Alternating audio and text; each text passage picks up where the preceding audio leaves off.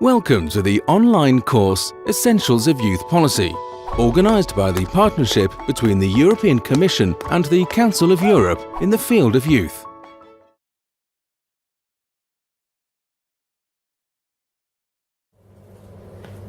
Thank you for being with us for this interview. And would you like to maybe introduce yourselves? I'm Eleftheria Christoforou. I come from Cyprus, and I represent the Youth Board of Cyprus at the CNDJ of the Council of Europe, since I am the officer at the Youth Policy Department in my organization. I am Markus Wolf from Austria, the Austrian representative in the Steering Committee on Youth of the Council of Europe, and have chaired that committee now for almost 2 years. Thank you. So we try to gather you, since you represent youth policymakers from different perspectives, from the national level, but also being active at local level. In your case, Eleftheria coming from Cyprus, and in your case, Markus as a policymaker at a national level, but also with the responsibility of chairing the Steering Committee on Youth on the Council of Europe. So this is the reason why we invited you to answer these questions. And the first thing I would like to ask you is how and where can European youth policy at local, regional and national youth policy cooperate and learn from each other? What do you think about it? I think there are many recommendations of the Council of Europe, for instance, that are directly addressed at member states that also are implemented at the local and regional level. If I just take the recent two recommendations, the one on access to rights and also the one on youth work, they are actually addressed both at the national and at the local level. But we also have recommendations that might be addressed more towards the local level, such as giving young people from disadvantaged areas access to social rights.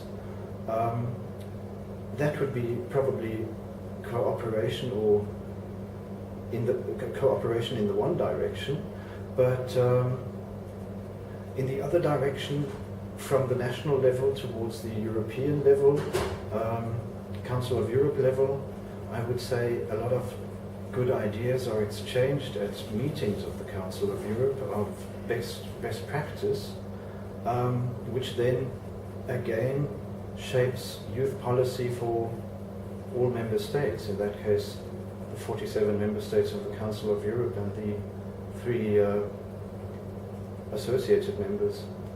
Well, thank you, Markus. And what do you think, Eleftheria?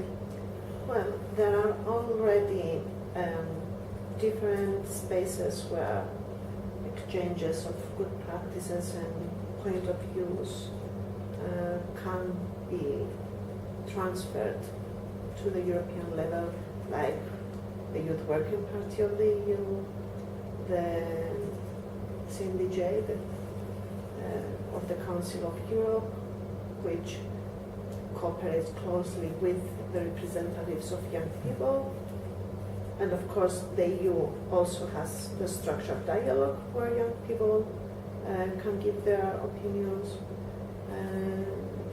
And the Youth Wiki, which is developed now for monitoring the implementation of the youth strategy, the exit, on the other hand, of the Council of Europe. All these structures give the different representatives of countries to exchange views and form policies together. I understand. And do you have in mind a good example of cooperation of youth policy at national level or local level and European level? A good example, in my opinion, would be again the work on youth work.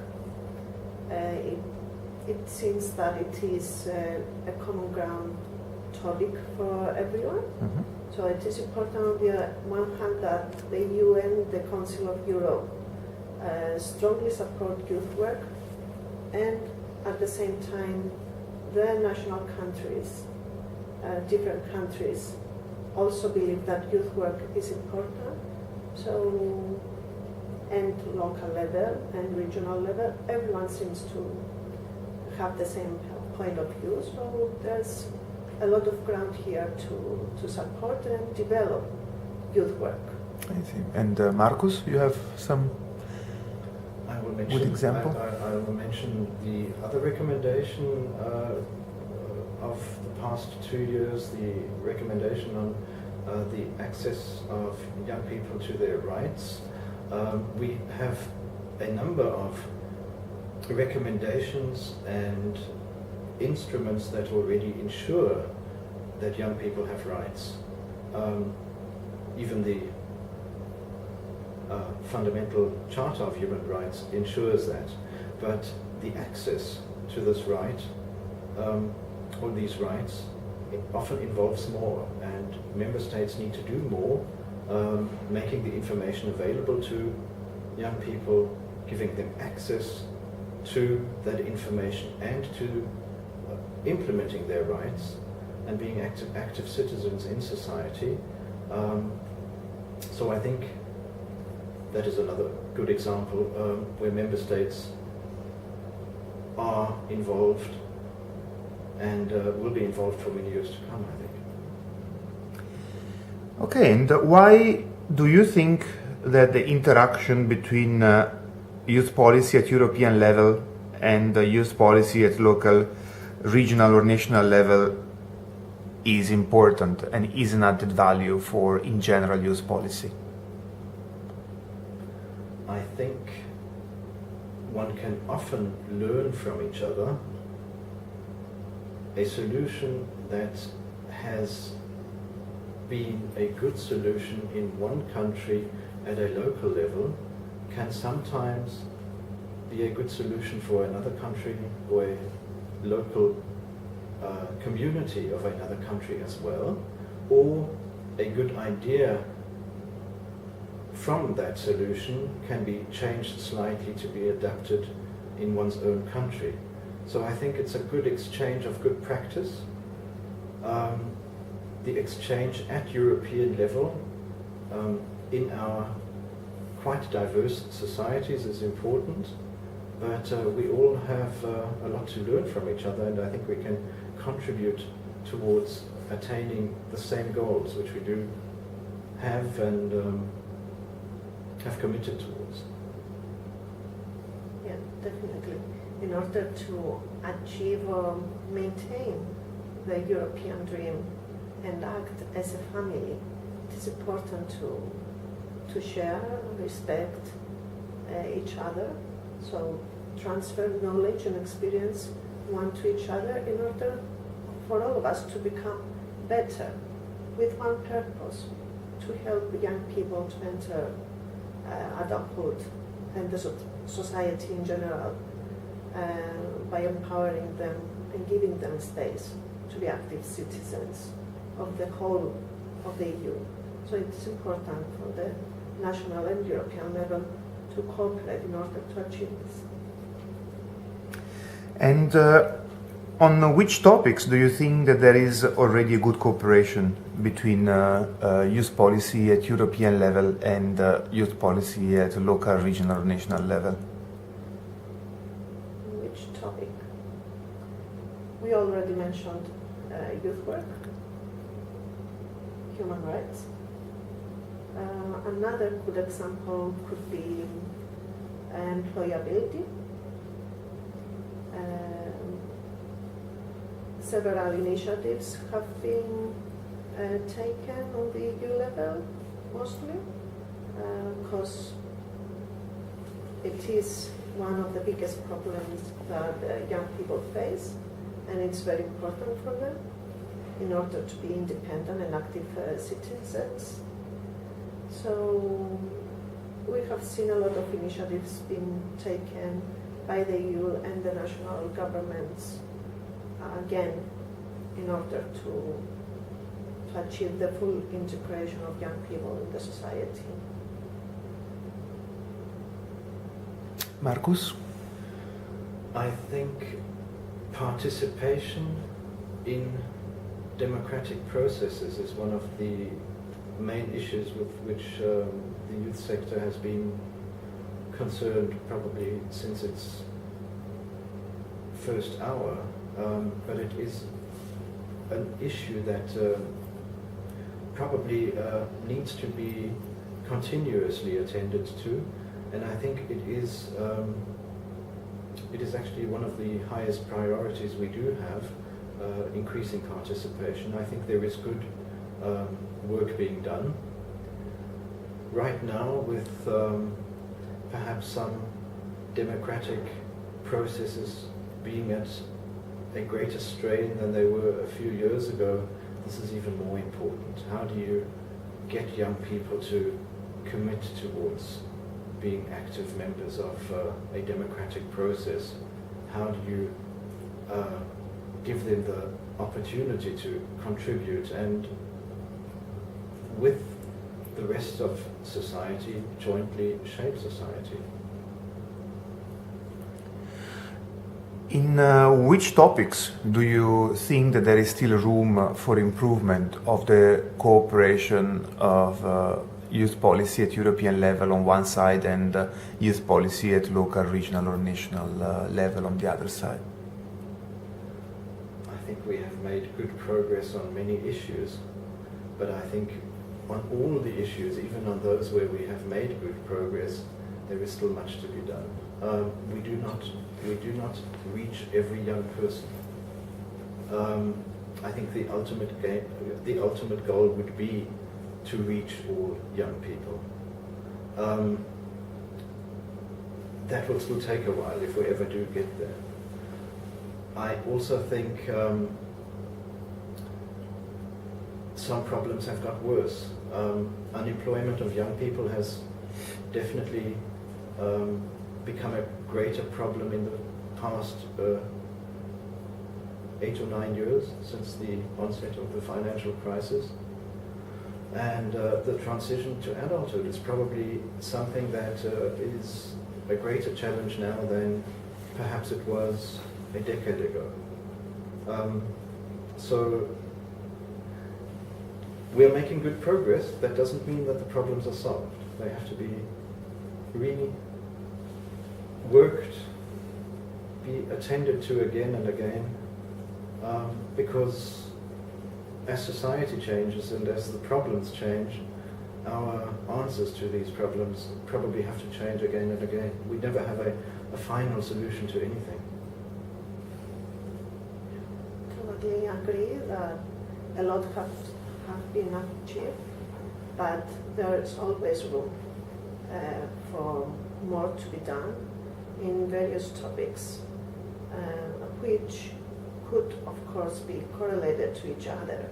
So cross-sectoral cooperation amongst everyone and between sectors is important to achieve the highest goal, which is always the inclusion of young people and their access to their rights. First and mostly, youth information in general should be perceived as a prerequisite for their access to their rights. So what Markus has said, that we need to reach out to every young people, comes to the fact that youth information needs to be strengthened. It has started years ago, but there is still room for improvement. We could start from there, and we could continue in various topics: participation, inclusion, employment, education, and so on. What do you think that are the main obstacles for effective cooperation of youth policy at European level and at youth policy at national, local and regional level? In my opinion, different national realities could be an obstacle. There might be countries who have not guaranteed yet the access to basic human rights of their citizens.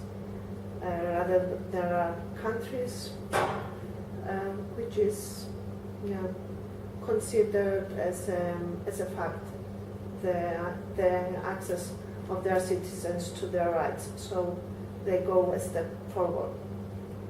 So we have different realities, and it's quite difficult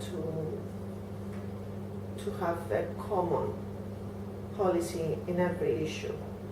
And then there's the political agendas of the politicians in every country, and everyone has its own agenda, which affects the whole procedure in some way. I think